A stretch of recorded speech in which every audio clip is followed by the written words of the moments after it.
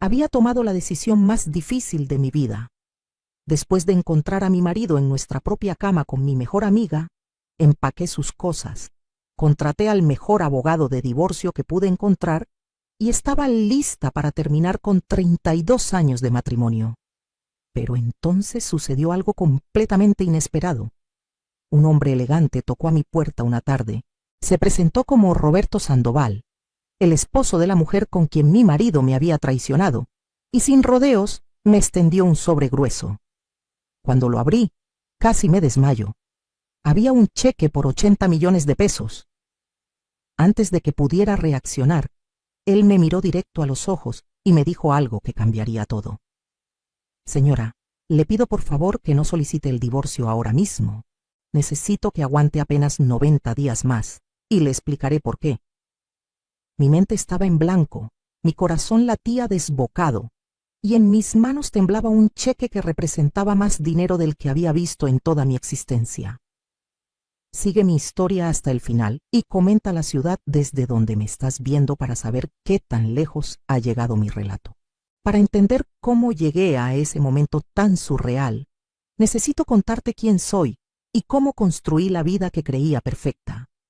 Me llamo Guadalupe, pero todos me conocen como Lupita.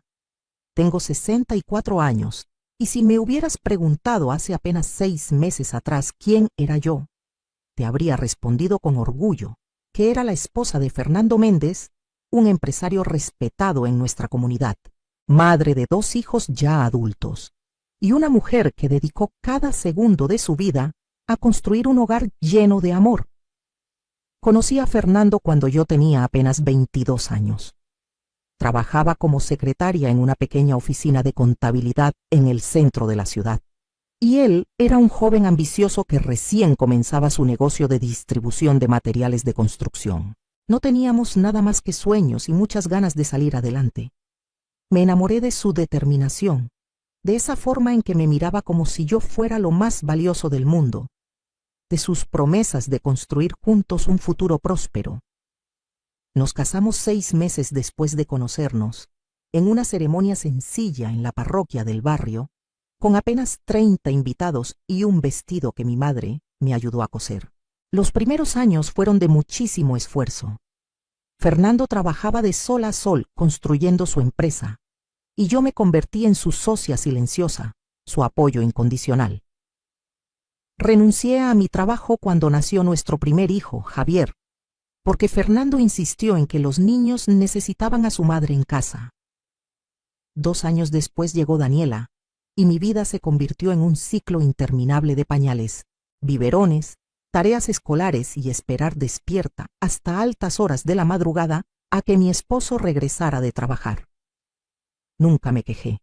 Había sido educada por una madre tradicional que me enseñó que el papel de una buena esposa era sostener a su marido, criar a sus hijos y mantener el hogar como un refugio perfecto. Y eso hice durante más de 3 décadas.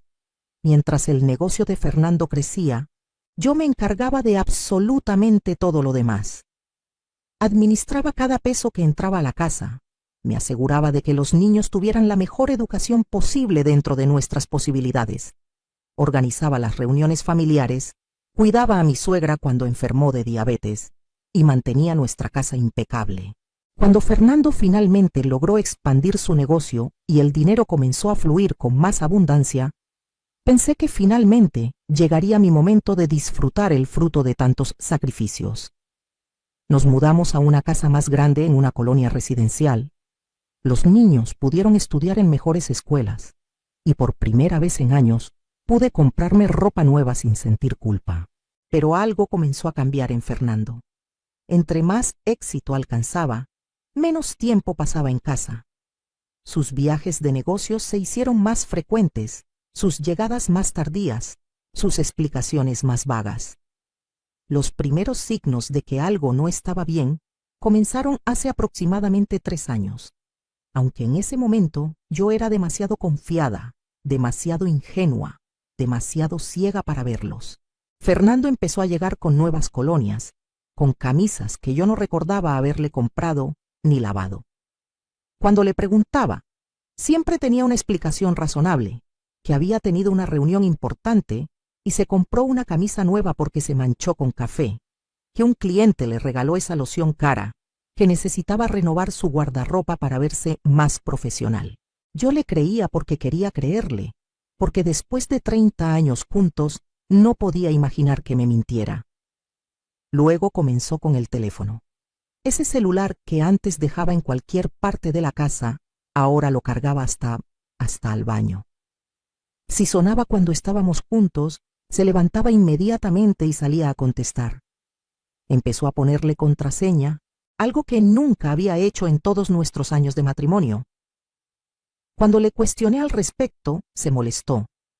Me dijo que yo estaba siendo paranoica, controladora, que él necesitaba privacidad para sus asuntos de negocios, que había información confidencial de sus clientes. Y yo, como la tonta que fui, le pedí disculpas por desconfiar. Mi mejor amiga en aquel entonces era Verónica Aguirre. Nos conocíamos desde hacía más de 15 años. Nuestros hijos habían ido juntos a la escuela. Habíamos compartido incontables tardes de café.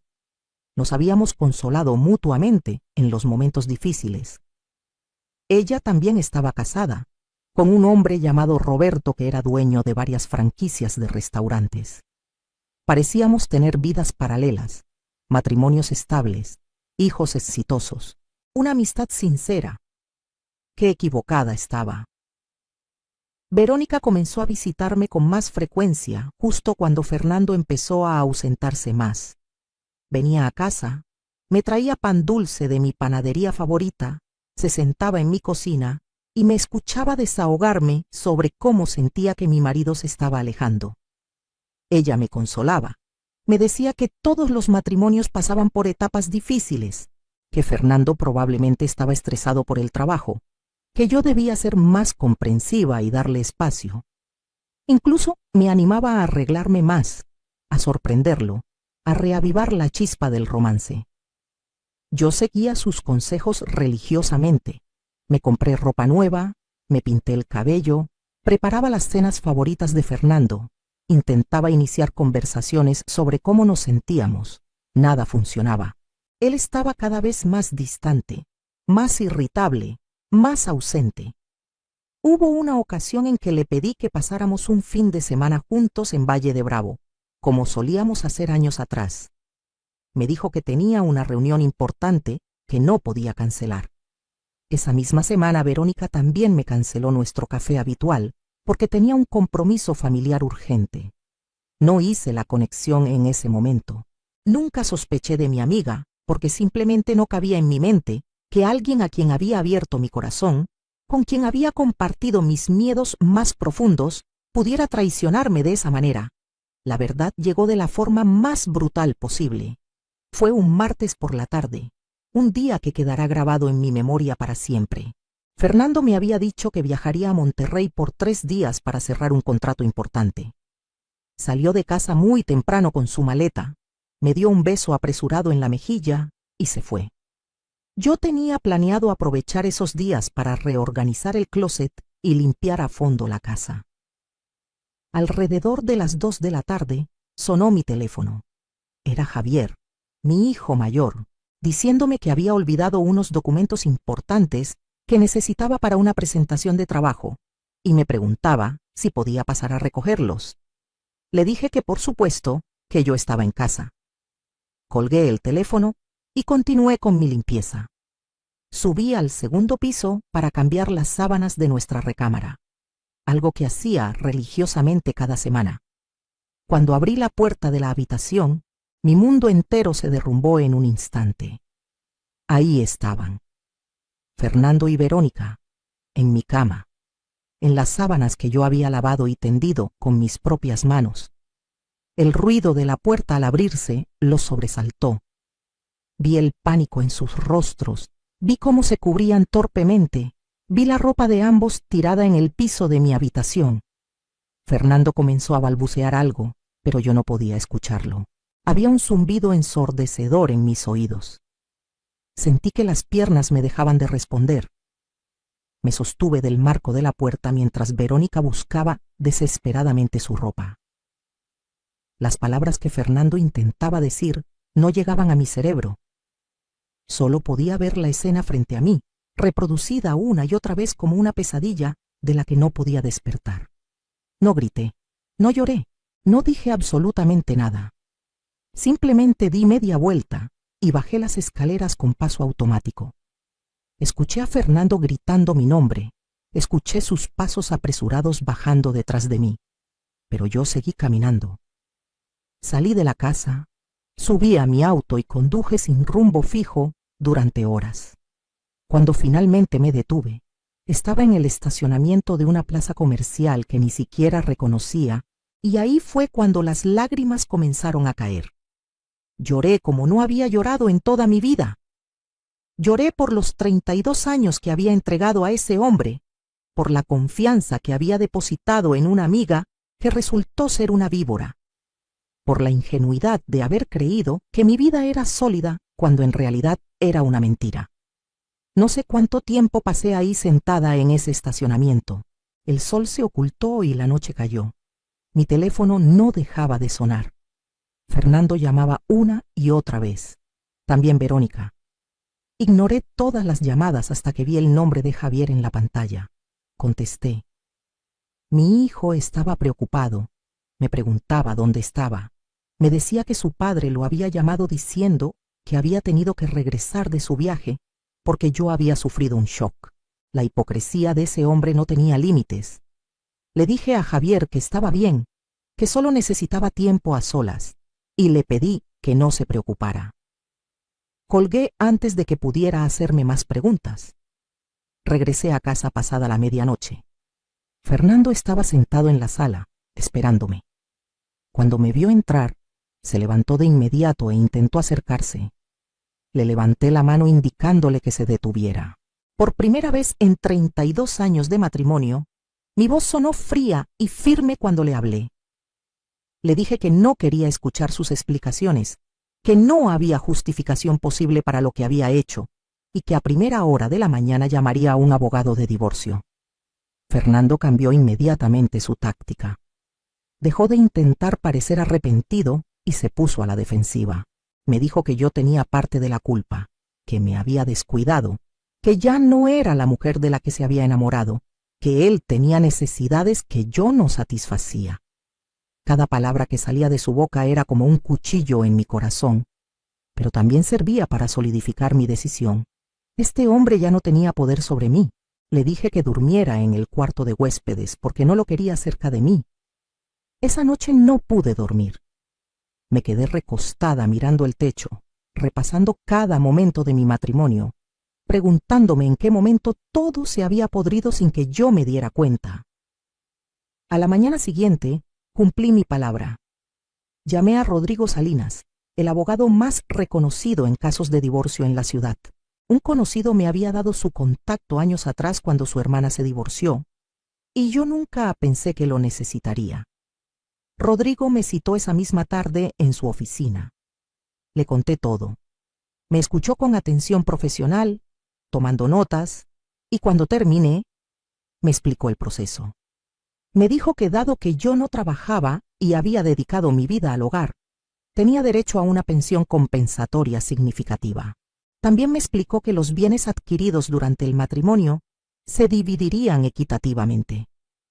Por primera vez en días, sentí un pequeño destello de esperanza. No quedaría desamparada. Fernando intentó todo para hacerme cambiar de opinión durante los siguientes días. Pasó de la ira al ruego. Me compraba flores, me dejaba notas de disculpa por toda la casa, me mandaba mensajes diciéndome que había sido un error terrible, que Verónica no significaba nada para él, que me amaba solo a mí. Sus palabras ya no me conmovían. Algo se había roto dentro de mí de forma irreparable. Verónica también intentó contactarme. Me mandó mensajes larguísimos explicando que nunca había querido lastimarme, que las cosas simplemente sucedieron, que ella también sufría con esta situación. Borré cada mensaje sin terminar de leerlos. No le debía ni un segundo de mi tiempo a esa mujer. Habían pasado exactamente 9 días desde el descubrimiento cuando tocaron a mi puerta esa tarde que cambiaría completamente el rumbo de mi historia. Abrí esperando tal vez un paquete o algún vendedor. En su lugar, me encontré frente a un hombre de aproximadamente 60 años, impecablemente vestido con un traje oscuro, de presencia distinguida y mirada seria. Me saludó con cortesía y se presentó como Roberto Sandoval. El apellido me resultó familiar, pero no hice la conexión inmediata. Cuando dijo que era el esposo de Verónica Aguirre, sentí que la sangre se me congelaba. Le pedí que se fuera inmediatamente, que no tenía nada que hablar con él ni con nadie relacionado a esa mujer. Pero él mantuvo la calma y me pidió por favor solo 5 minutos de mi tiempo, que lo que tenía que decirme era importante y beneficioso para ambos. Algo en su tono, en la forma seria pero respetuosa en que me hablaba, me hizo dudar. Lo dejé pasar. Nos sentamos en la sala y el silencio fue incómodo por unos segundos. Entonces Roberto comenzó a hablar. Me dijo que sabía todo sobre el affair entre Fernando y Verónica, que de hecho llevaba meses sabiéndolo, mucho antes de que yo lo descubriera. Me explicó que había contratado a un investigador privado cuando comenzó a sospechar y tenía evidencia documentada de cada encuentro, de cada mentira, de cada detalle de la infidelidad. Me mostró una carpeta llena de fotografías, registros de hoteles, mensajes recuperados. Ver todo eso fue como revivir el trauma, pero también me dio una perspectiva más amplia. Esto no había sido un error de una tarde. Habían estado viéndose durante casi 2 años. 2 años de mentiras elaboradas, de traición planificada, de burlas a mis espaldas. Roberto me miró con una mezcla de compasión y determinación cuando me dijo que él también había querido divorciarse de inmediato al descubrir la verdad. Pero luego se enteró de algo que cambió sus planes. Verónica y Fernando no solo tenían una aventura amorosa, estaban planeando algo mucho más grande. Habían abierto cuentas bancarias conjuntas secretas, estaban desviando dinero de los negocios de ambos esposos y tenían planes de irse juntos del país en unos meses, dejándonos a Roberto y a mí sin nada. Sentí que la traición alcanzaba niveles que no había imaginado posibles. No solo me había engañado con mi mejor amiga, sino que estaba robándome el futuro que yo había ayudado a construir. Roberto sacó entonces el sobre que contenía el cheque por 80 millones de pesos y me lo extendió. Me quedé paralizada mirando esa cantidad. Él me explicó su plan. Necesitaba que yo no solicitara el divorcio todavía, que fingiera ante Fernando que estaba considerando darle otra oportunidad, que lo mantuviera confiado durante 90 días exactos.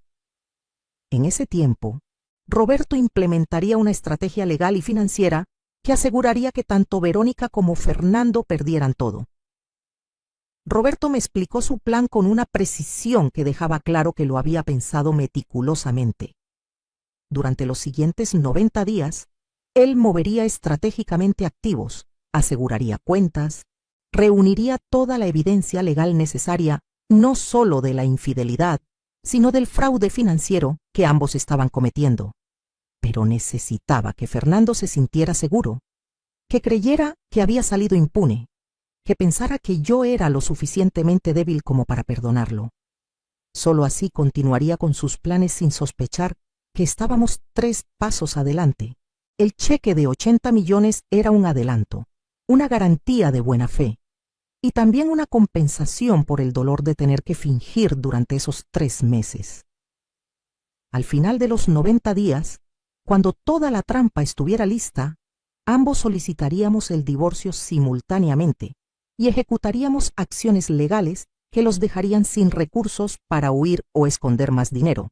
Roberto tenía contactos con abogados especializados en fraude corporativo, con investigadores forenses financieros, con gente que podía rastrear cada peso que Fernando y Verónica habían estado desviando.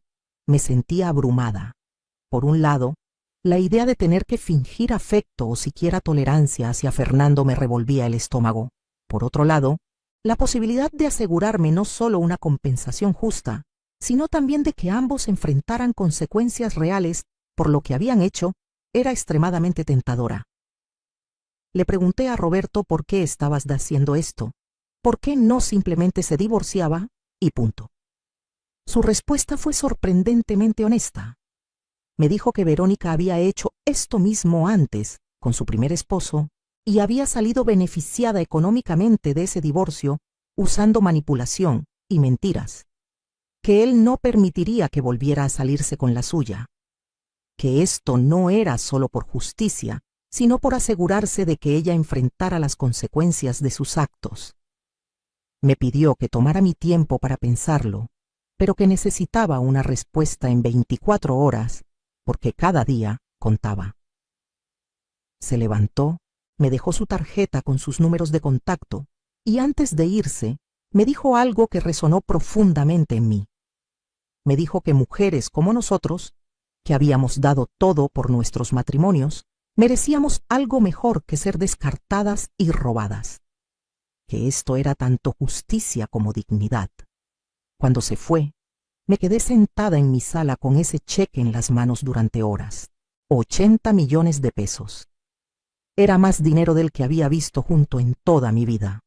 Pero más allá del dinero, era la oportunidad de recuperar algo de control sobre una situación donde me había sentido completamente impotente. Esa noche no dormí. Di vueltas en la cama sopesando cada aspecto de la propuesta de Roberto. Pensaba en si tendría la fortaleza emocional para fingir delante de Fernando durante 3 meses. Pensaba en si esto era moralmente correcto o si me estaba rebajando a su nivel. Pensaba en mi futuro, en cómo me vería a mí misma después de todo esto. Cuando amaneció, ya había tomado mi decisión. Llamé a Roberto a las 7 de la mañana. Le dije que aceptaba, pero con una condición. Quería estar involucrada en cada paso del plan. Quería saber exactamente qué estaba pasando. No quería ser solo un peón. Quería participación activa. Roberto estuvo de acuerdo. Quedamos de reunirnos esa misma tarde con sus abogados para que me explicaran los detalles legales y yo firmara un acuerdo de confidencialidad. Deposité el cheque esa mañana en una cuenta bancaria completamente nueva que abrí solo a mi nombre, en una sucursal del otro lado de la ciudad donde nadie me conocía. Ver ese saldo en mi cuenta me dio una sensación de poder que no había experimentado jamás. Por primera vez en mi vida adulta, tenía dinero que era completamente mío, que nadie más sabía que existía, que me daba independencia real. Ahora venía la parte difícil. Tenía que convencer a Fernando de que estaba considerando perdonarlo. Esa tarde, cuando llegó del trabajo, lo esperaba en la sala. Le pedí que nos sentáramos a hablar. Vi la esperanza iluminarse en sus ojos de forma patética. Le dije, midiendo cada palabra, que había estado pensando mucho sobre nuestra situación, que nuestro matrimonio había sido muy largo como para tirarlo a la basura por un error, que estaba dispuesta a considerar terapia de pareja, a intentar reconstruir la confianza, pero que necesitaba tiempo y él tendría que demostrarme con acciones que valía la pena. Fernando casi llora de alivio.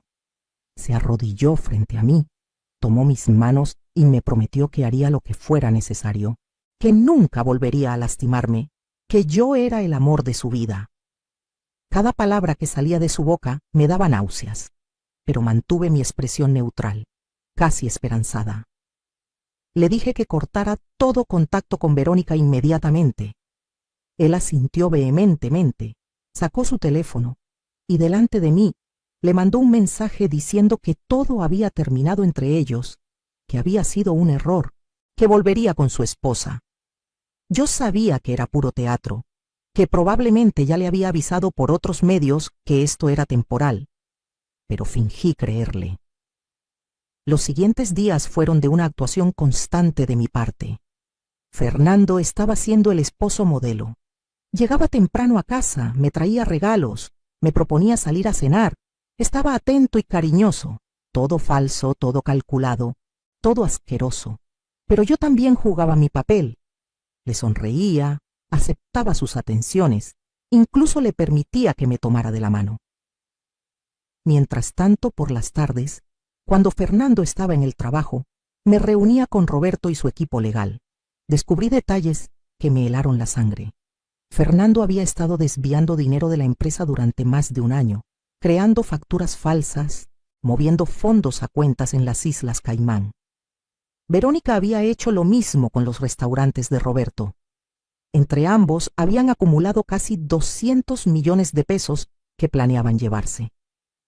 El plan era divorciarse de nosotros alegando que los negocios estaban en crisis, declararse en quiebra fraudulenta e irse a vivir a España, donde ya habían comprado una propiedad a nombre de una empresa fantasma. La magnitud de la traición era abrumadora. No solo era infidelidad emocional y física, era un plan elaborado de robo y fraude que nos dejaría a Roberto y a mí en la ruina mientras ellos vivían cómodamente con el dinero que habíamos ayudado a generar. Los abogados de Roberto estaban trabajando con contadores forenses que rastreaban cada transacción sospechosa. Estaban construyendo un caso no solo para el divorcio, sino para presentar cargos criminales por fraude. Me explicaron que cuando llegara el momento, solicitaríamos órdenes de congelamiento de todas las cuentas, embargos preventivos de propiedades y restricciones migratorias para que no pudieran huir del país. Roberto y yo nos volvimos aliados inesperados. Compartíamos el dolor de la traición, la indignación por el descaro y la determinación de que esto no quedara impune. Él me contó que Verónica había sido siempre manipuladora, que durante su matrimonio había controlado todo con lágrimas y victimización, pero que él había sido lo suficientemente exitoso en sus negocios como para no depender emocionalmente de ella. Cuando descubrió el engaño, su primera reacción fue de alivio de tener finalmente una razón para terminar esa relación tóxica. En casa, Fernando cada día estaba más confiado de que su estrategia funcionaba. Comenzó a hacer comentarios sobre cómo deberíamos renovar la casa, sobre un viaje que podríamos hacer para reconectarnos. Incluso tuvo el descaro de sugerirme que invitara a algunas amigas a la casa para una reunión, que notaba que estaba muy aislada socialmente. Obviamente, se refería a que retomara contacto con Verónica. Le dije que todavía no estaba lista para socializar, que necesitaba enfocarme en nosotros primero. Una noche, revisando su teléfono mientras dormía, algo que los abogados me habían aconsejado hacer para recopilar evidencia, encontré mensajes entre él y Verónica en una aplicación encriptada que creían segura. Se burlaban de mí. La llamaban la tonta de Lupita, que se creía todo. Decían que solo faltaban 2 meses más de teatro y podrían estar juntos para siempre. Planificaban los detalles de su nueva vida. Leer esos mensajes fue como recibir el golpe inicial una y otra vez, pero también solidificó cualquier duda que pudiera haber tenido sobre lo que estábamos haciendo Roberto y yo. Estas personas no merecían compasión ni segunda oportunidad.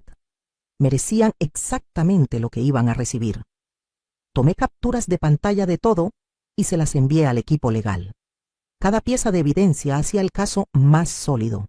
Los abogados me explicaron que con esto no solo garantizábamos un divorcio favorable, sino que podíamos demostrar conspiración para cometer fraude, lo que abría la puerta a consecuencias penales.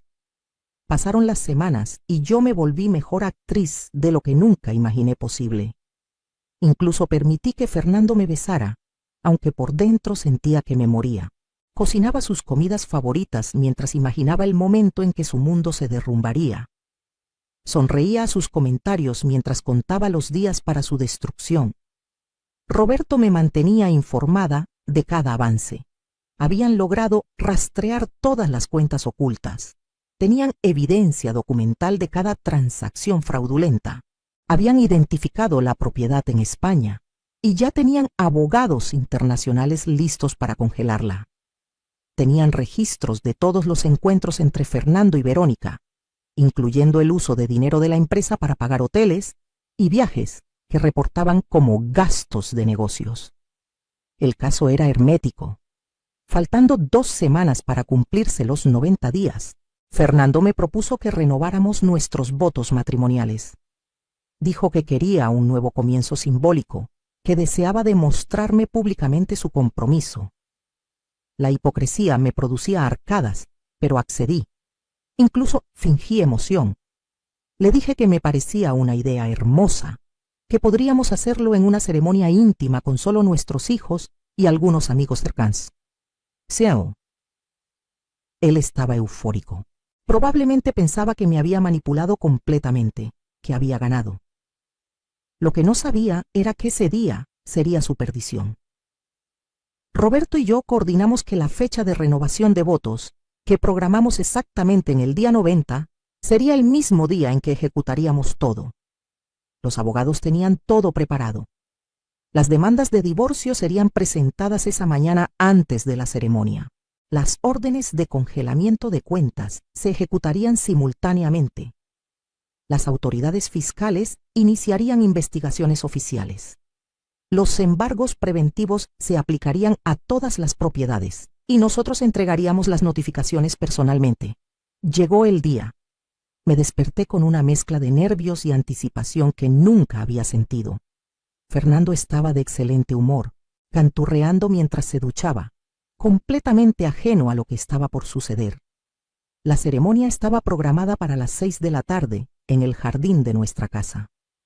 Habíamos contratado un pequeño servicio de catering, decoración sencilla, un oficiante. Javier y Daniela vendrían con sus parejas. Fernando había invitado a algunos socios de negocios.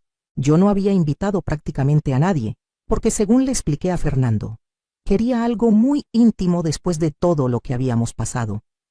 A las 9 de la mañana, Roberto y yo nos reunimos con los abogados en su oficina. Firmamos los documentos finales. Las demandas fueron presentadas ante el juzgado familiar. Las órdenes judiciales fueron emitidas. Los mecanismos legales estaban en movimiento. A las 10 de la mañana, Fernando recibió una llamada de su banco, notificándole que sus cuentas habían sido congeladas por orden judicial. Lo escuché desde la habitación gritando al teléfono, exigiendo explicaciones.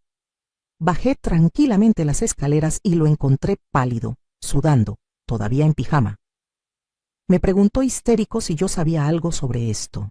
Le dije que no tenía idea de qué hablaba, que tal vez era un error del banco. Él intentó llamar a Verónica. Su teléfono estaba apagado. Obviamente, ella estaba recibiendo las mismas notificaciones. Fernando intentó mantener la calma.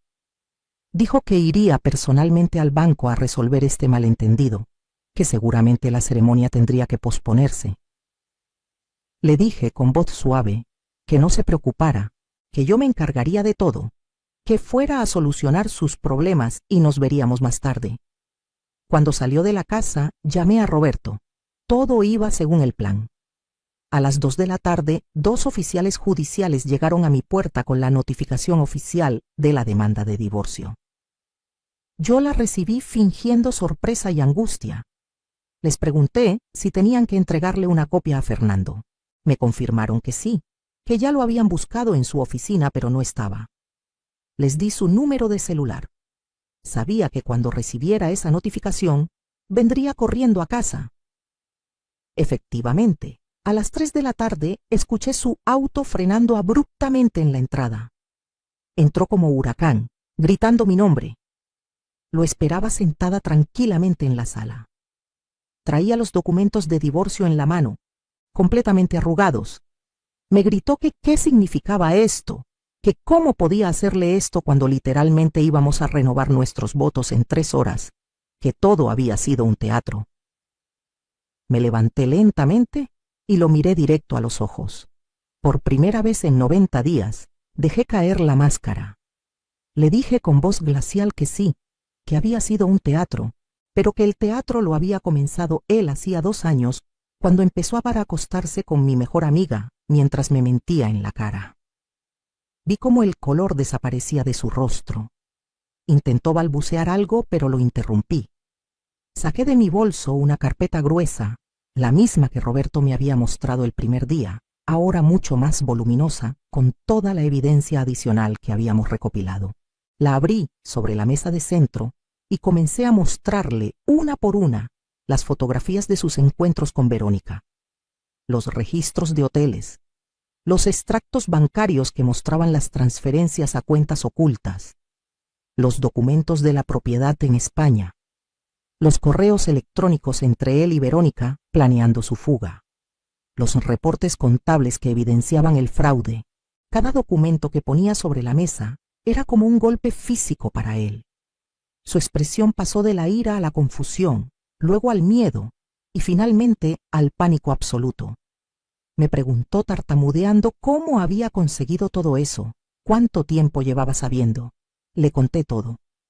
Sobre la visita de Roberto, sobre los 90 días de investigación, sobre cada mentira que le había creído mientras recopilábamos evidencia, sobre el equipo de abogados y contadores forenses que habían destripado cada una de sus transacciones, sobre las órdenes judiciales que ya estaban en efecto, sobre los cargos criminales que enfrentaría por fraude. Fernando se derrumbó en el sillón. Intentó cambiar su estrategia nuevamente. Comenzó a decir que podíamos arreglar esto, que devolvería el dinero, que cancelaría todo, que realmente me amaba y había sido un momento de locura. Le dije que era demasiado tarde, que las autoridades ya estaban involucradas, que Roberto y yo nos habíamos asegurado de que no hubiera marcha atrás, que pasaría años pagando las consecuencias de sus decisiones. Comenzó a llorar. Un hombre de 60 años, llorando como niño, suplicando perdón, diciendo que lo había arruinado todo. No sentí ni una pizca de compasión.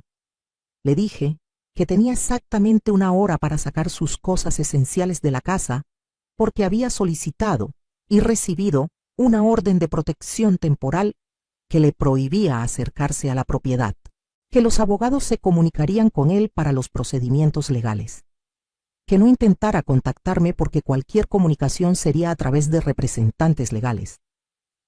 Se levantó tambaleándose, todavía en estado de shock.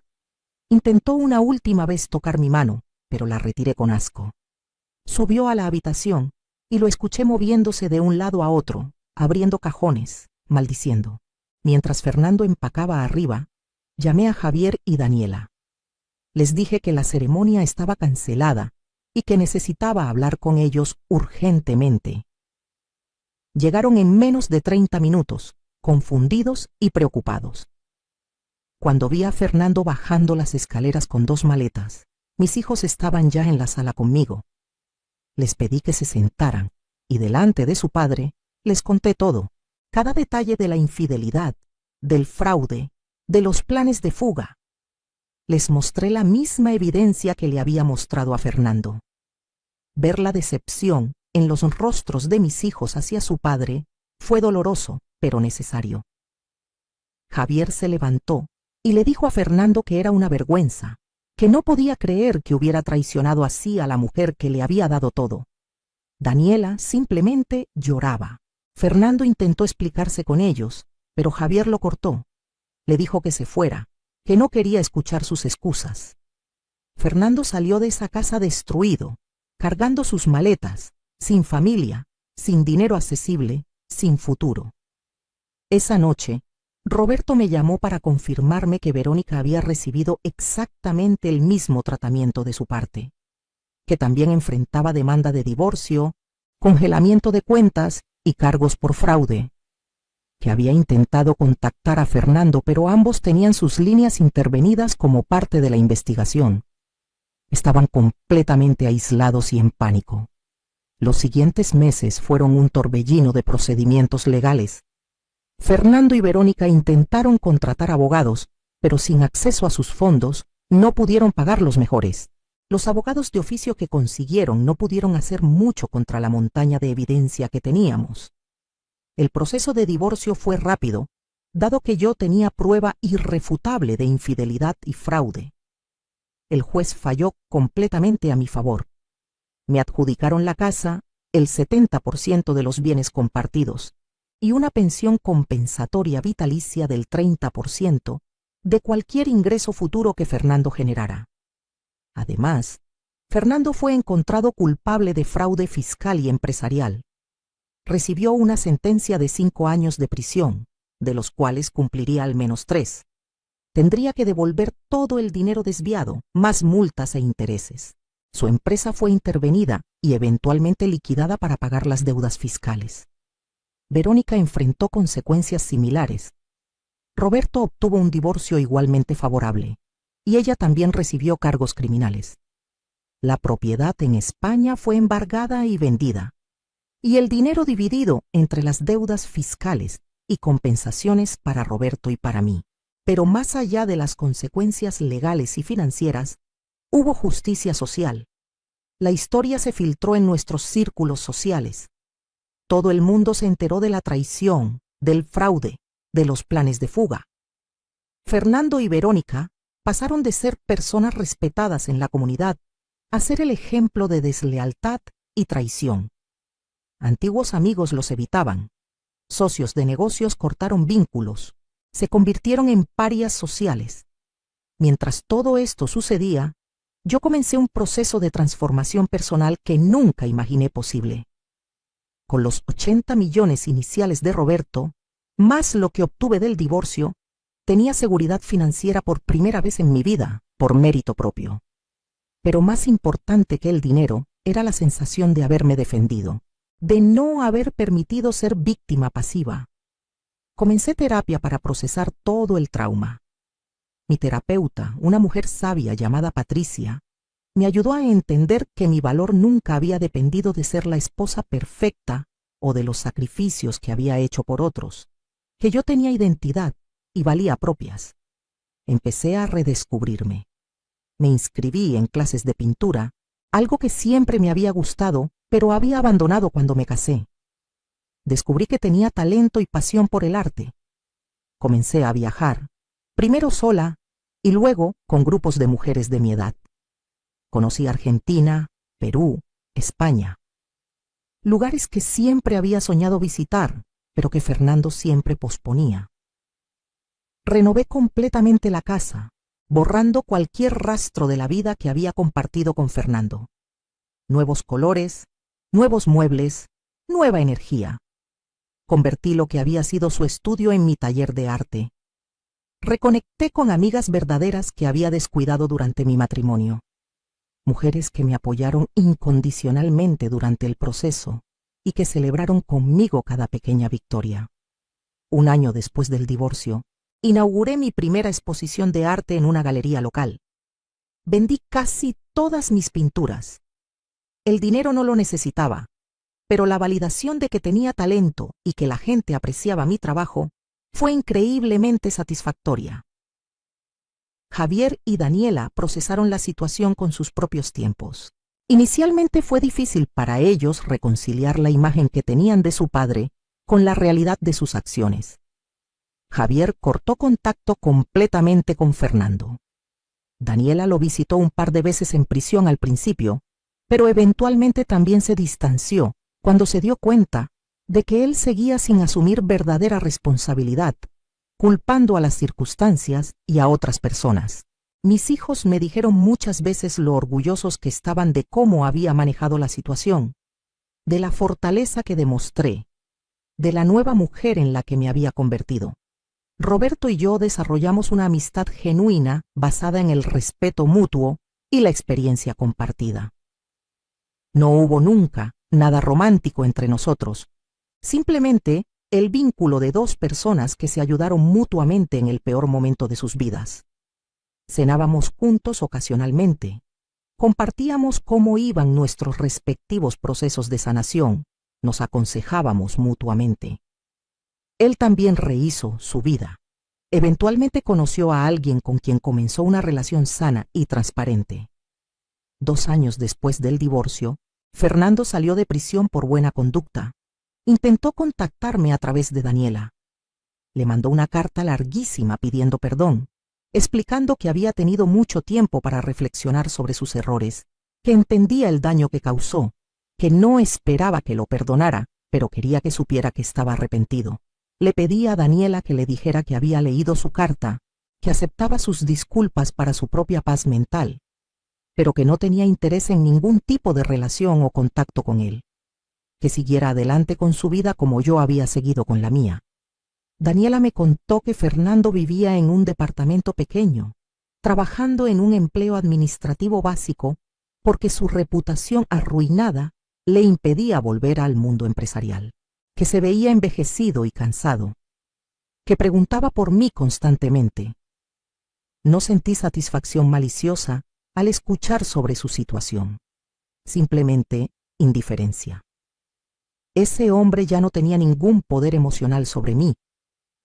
Verónica intentó contactarme una vez, también a través de intermediarios, diciendo que quería disculparse en persona. Rechacé la propuesta inmediatamente. No le debía ni un segundo de mi tiempo a esa mujer. Según supe, ella también enfrentó tiempo en prisión y salió completamente arruinada financiera y socialmente. Su familia la había repudiado. Vivía con una prima lejana que le dio techo por lástima. El karma había hecho su trabajo. Hoy, a mis 67 años, vivo la vida más plena y auténtica que he tenido jamás. Mi casa es mi santuario, llena de color, arte y energía positiva. Tengo un círculo de amigas maravillosas con las que viajo, comparto, celebro. Mis hijos me visitan regularmente con mis nietos, que están creciendo conociendo a una abuela fuerte, independiente y feliz. Sigo pintando y he vendido obras en varias galerías. Incluso he dado algunas conferencias en centros comunitarios para mujeres sobre empoderamiento y recuperación después de traumas. Mi historia ha inspirado a varias mujeres de mi edad a no conformarse con matrimonios infelices o abusivos. El dinero que obtuve del divorcio y de Roberto lo he administrado sabiamente. Contraté a un asesor financiero y diversifiqué mis inversiones. Tengo seguridad económica para el resto de mi vida y más que suficiente para dejarles herencia a mis hijos. Pero lo más valioso que obtuve de toda esta experiencia no fue el dinero ni la justicia legal. Fue descubrirme a mí misma. Aprender que después de décadas de definirme a través de mi relación con otros, esposa de, madre de, amiga de, yo era simplemente Lupita. Una mujer con sueños propios, talentos propios, fortaleza propia. Aprendí que nunca es tarde para reinventarse, que el perdón no significa reconciliación, que poner límites no es crueldad sino amor propio, que la lealtad mal depositada es traición a una misma. Hay días difíciles todavía, momentos en que recuerdo los años felices con Fernando antes de que todo se corrompiera y siento melancolía por lo que pudo haber sido, pero rápidamente me recuerdo que aquella felicidad estaba construida sobre cimientos falsos, que estaba viviendo una mentira sin saberlo, y que mi vida actual, aunque llegó después de un dolor inmenso, es auténticamente mía. A las mujeres que están pasando por situaciones similares, les digo que sí se puede, que no importa cuántos años hayan invertido en una relación, nunca es demasiado tarde para elegirse a sí mismas, que el miedo a la soledad o a la inseguridad económica no debe mantenerlas en situaciones donde no son valoradas, que hay vida, hay felicidad, hay plenitud después de la traición. También les digo que busquen ayuda, terapia, abogados competentes, redes de apoyo, que no enfrenten estas batallas solas, que investiguen, documenten, se protejan legalmente. Que la emoción y el dolor no deben impedir tomar decisiones estratégicas que protejan su futuro. Roberto me enseñó que a veces la venganza no es un plato que se sirve frío por crueldad, sino justicia que se ejecuta estratégicamente, que defenderse de quienes abusan de tu confianza no te convierte en mala persona, te convierte en alguien que se respeta. Mi relación con mis hijos se fortaleció después de todo esto. Me ven de manera diferente ahora, no solo como su madre abnegada, sino como una mujer completa con identidad propia. Daniela me dijo hace poco que yo soy su inspiración, que si algún día enfrenta una situación difícil en su matrimonio, espera tener la mitad de la fortaleza que yo demostré. Mirando hacia atrás, hay cosas que habría hecho diferente. Habría prestado más atención a las señales tempranas. No habría sacrificado tanto de mí misma por la idea de ser la esposa perfecta. Me habría mantenido profesionalmente activa para tener independencia. Habría cultivado más mi identidad individual. Pero también reconozco que cada experiencia, incluidas las dolorosas, nos moldean.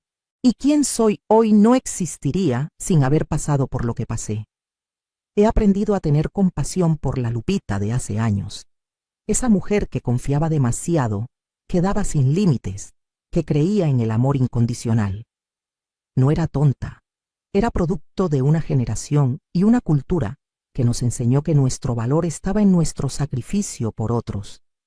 Lo importante es que desperté a tiempo, que me defendí, que no permití que me dejaran en la ruina mientras ellos vivían felices con el fruto de mi trabajo y dedicación. Hace unos meses me encontré casualmente con una vieja conocida en el supermercado.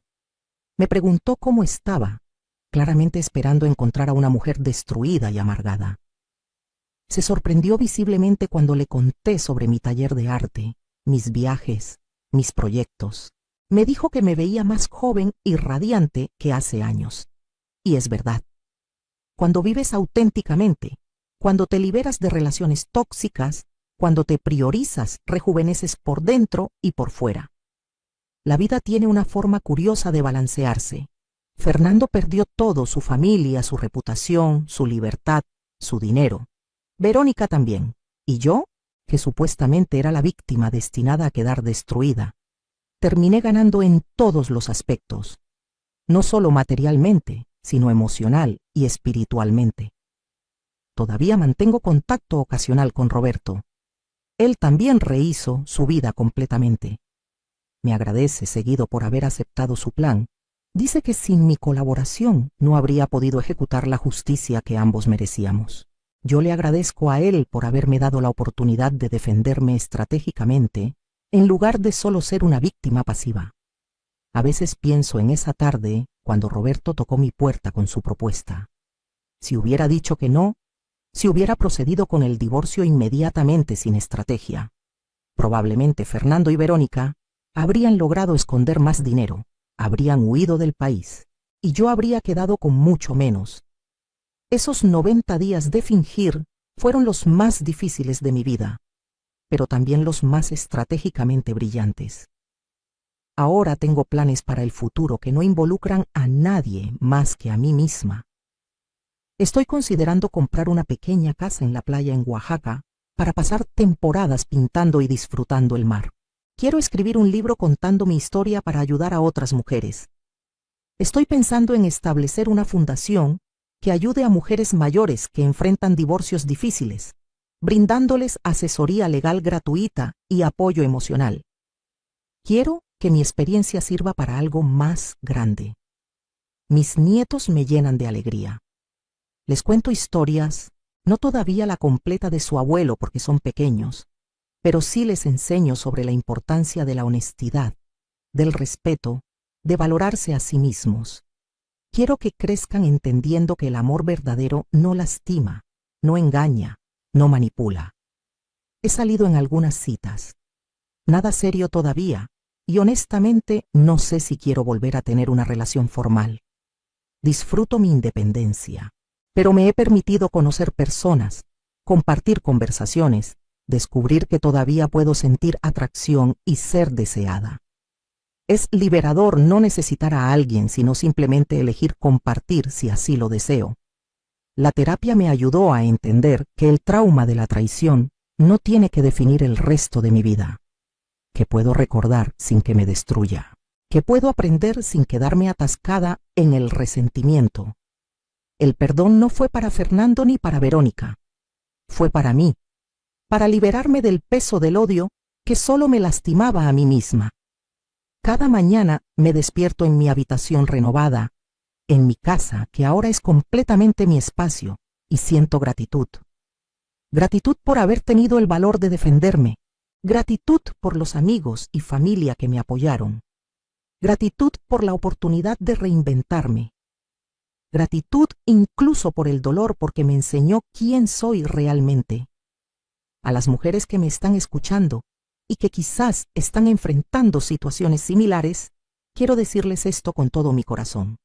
Ustedes son más fuertes de lo que creen. Merecen respeto, honestidad, amor verdadero. No se conformen con menos. No permitan que el miedo al cambio las mantenga en situaciones que las destruyen poco a poco. Busquen ayuda, hagan un plan, protejan su futuro. Y sobre todo, nunca olviden que nunca, Nunca es tarde para elegirse a ustedes mismas. El futuro que les espera del otro lado del dolor puede ser más hermoso de lo que imaginan. ¿Qué harías en mi lugar? Comenta abajo y cuéntame si has enfrentado algo similar o si conoces a alguien que necesite escuchar esta historia. Comparte este relato con esa amiga que sabes que lo necesita. Y recuerda, la vida comienza el día que decides que mereces algo mejor.